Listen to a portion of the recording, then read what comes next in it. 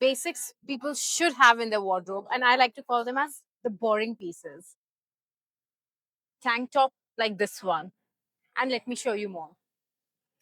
A deeper neck tank top like this one, depending on what you're planning to wear.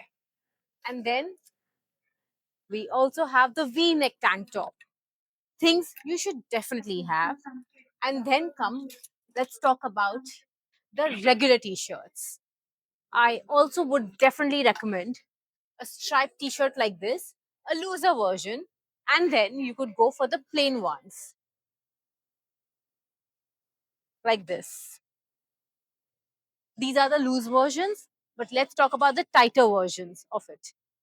Here,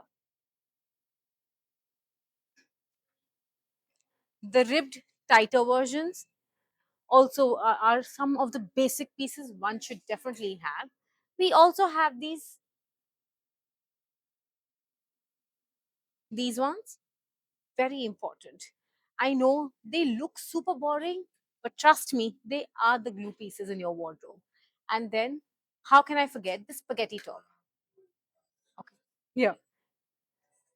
I know you'd be wondering why do we need so many similar styles, but when you are wearing it with a layer, that is when you need these kind of basics in your wardrobe.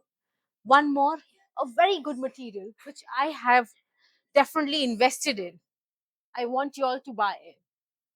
Is this?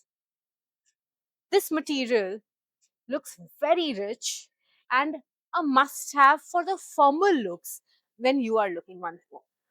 Remember, it's all about the kind of occasion you're dressing up for. If you are dressing up for a casual day, then a cotton ribbed version works. And for the formal occasion, the earlier one. So I hope you find this helpful.